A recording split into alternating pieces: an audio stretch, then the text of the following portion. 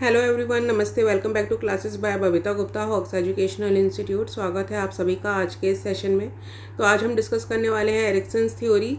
तो इसका आज हम इंट्रोडक्शन और कैरेक्टरिस्टिक्स पढ़ेंगे और जो नेक्स्ट बाकी की स्टोरी है वो नेक्स्ट क्लास में करेंगे। तो आप लोग बने रहिए चैनल के साथ में। और जो प्रीवियस वीडियोज़ मैं आप लोगों के साथ में शेयर कर चुकी हूँ सब आप लोगों को प्लेलिस्ट पर मिल जाएगा। प्लेलिस्ट बनी हुई है आप सभी के लिए, जैसे बीएड है, एमएड है, बीएड स्पेशल एजुकेशन है, एमएड के जो बच्चे हैं स्पेशल एजुकेशन के उनके लिए भी मैंने सिलेबस और जो कंटेंट है वो शेयर करती रहती हूँ।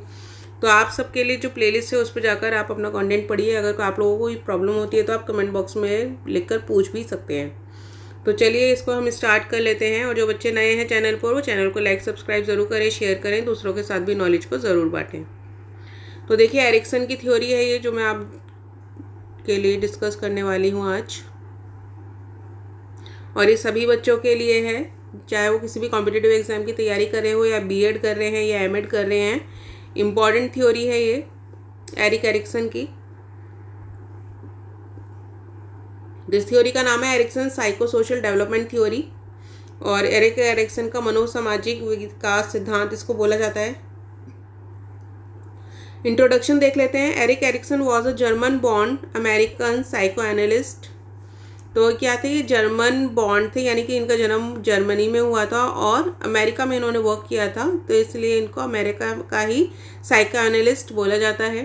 He was born on June 15, 1902 Germany, यानी कि जो इनका जन्म है वो 1902 जर्मनी में हुआ था। और and he died on May 12, 1994। और जो डाइड हुए थे ये 1994 में हुए थे यूएस यानी अमेरिका में। नेक्स्ट देख लेते हैं। Erikson's model of psycho social development is a very significant and meaningful concept. यानी जो एरिक्सन की जो थ्योरी है साइको सोशल डेवलपमेंट, ये एक बहुत ही महत्वपूर्ण और मीनिंगफुल कॉन्सेप्ट है। This is helpful for child development and adult too. और ये बहुत ही हेल्पफुल है किसके लिए, चाइल्ड डेवलपमेंट यानी बाल विकास के लिए तो है ही, साथ में जो अडल्ट होते हैं वयस्क होते हैं उनके लिए भी बहुत इंपॉर्टेंट है, क्योंकि जो इनकी स्टेजेस हैं वो चाइल्डहुड से लेकर अडल्टहुड तक सारी बटी हुई स्टेजेस है। 8 स्टेजेस में इन्होंने फुल डिस्क्राइब किया है किस तरीके से साइको सोशल एनालिस्ट मतलब जो डेवलपमेंट है वो होता है।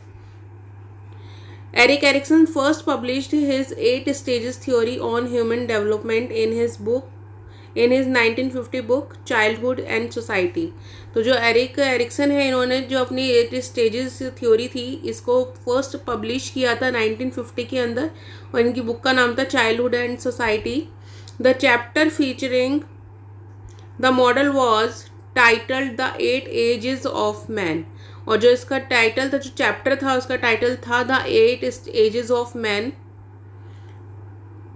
The word psychosocial is Erickson's term, effectively front the words psychological mind and social relationship। यानी कि जो साइको सोशल वर्ड है ये एरिक्सन की थ्योरी का, ये क्या है, ये एक्चुअली 2 वर्ड से मिला हुआ है। 2 वर्ड्स कौन से हैं आपके इसमें, साइकोलॉजिकल यानी कि माइंड और सोशल यानी कि रिलेशनशिप।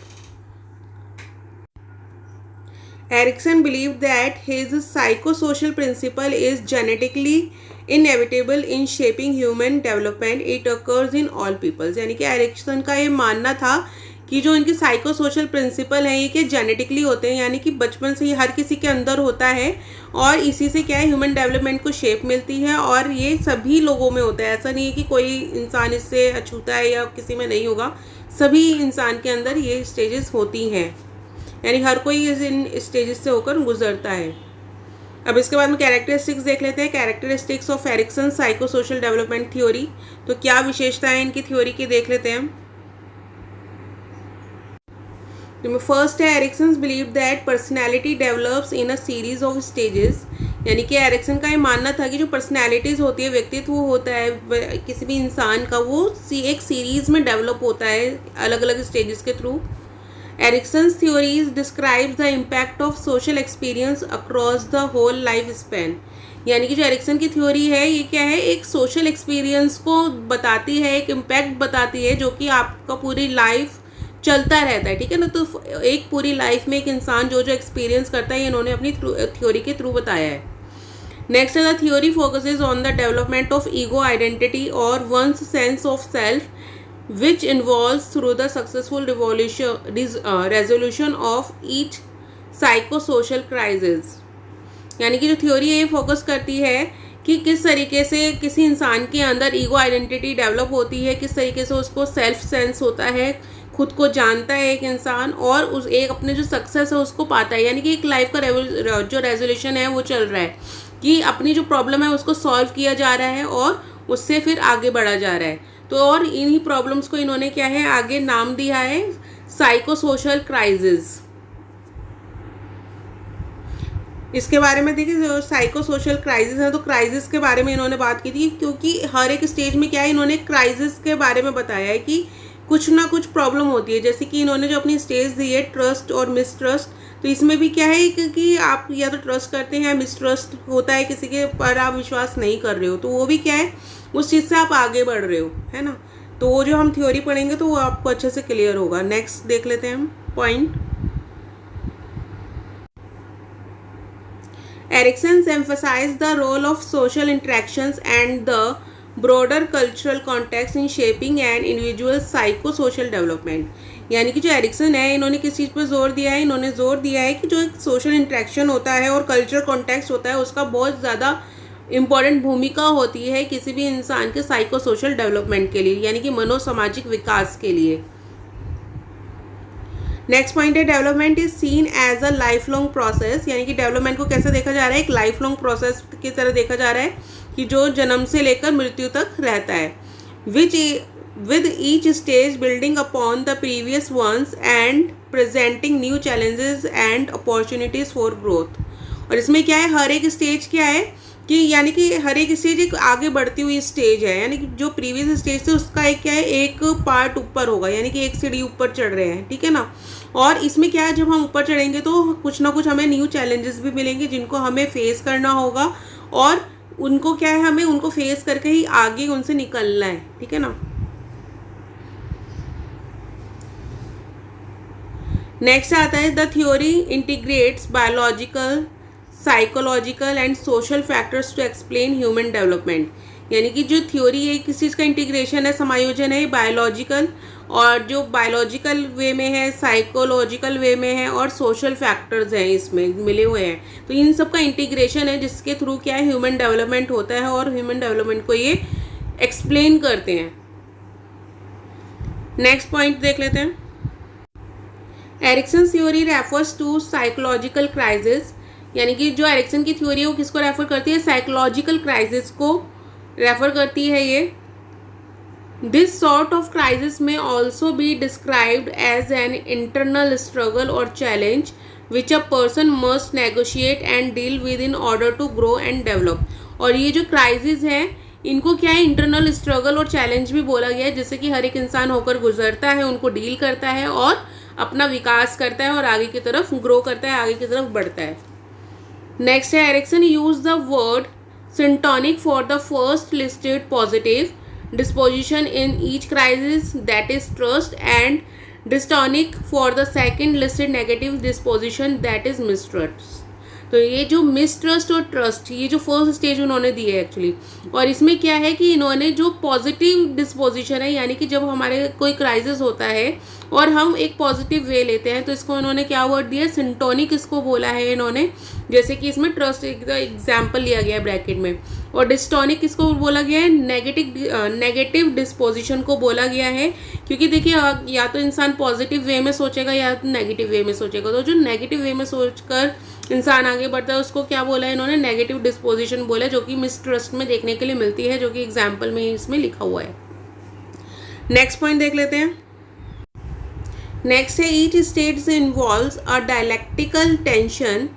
यानी कि हर एक स्टेज में क्या होता है, इन्वॉल्व होता है डायलेक्टिकल टेंशन, जिसको हम बोलते हैं द्वंद्वात्मकता।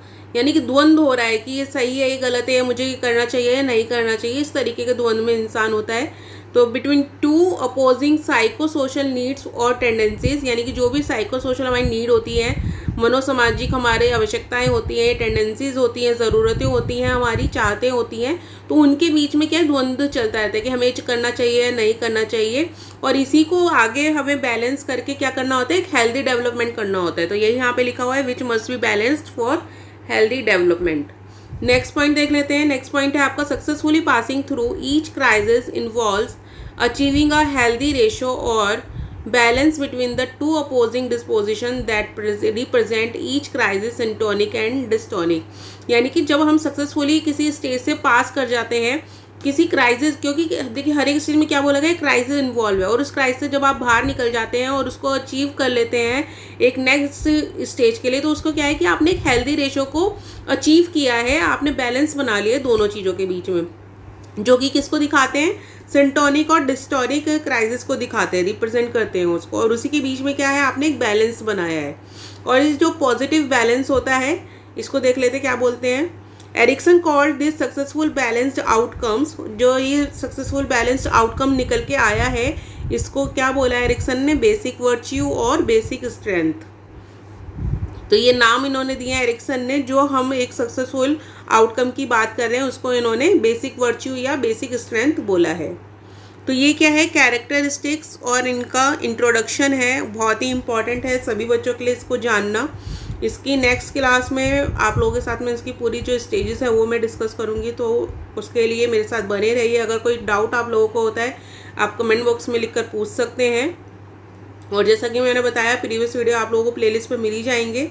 तो इसी तरीके से अपने एग्ज़ाम की तैयारी आप लोग करते रहिए, चाहे आप CDP की तैयारी कर रहे हैं, UGC नेट की तैयारी कर रहे हैं, किसी भी एग्ज़ाम की तैयारी कर रहे हैं। और अगर आप लोगों को कोई इशू होता है, कोई प्रॉब्लम होता है, आप कमेंट बॉक्स में लिख के पूछ सकते हैं। और अगर वीडियो अच्छा लगे तो अच्छे कमेंट भी ज़रूर करें, वीडियो को लाइक करें, चैनल को सब्सक्राइब करें और दूसरों के साथ नॉलेज को ज़रूर शेयर करें। तो जल्दी नया टॉपिक आप लोगों के साथ में लेकर मिलती हूँ नेक्स्ट क्लास में। तो अभी के लिए थैंक यू, धन्यवाद।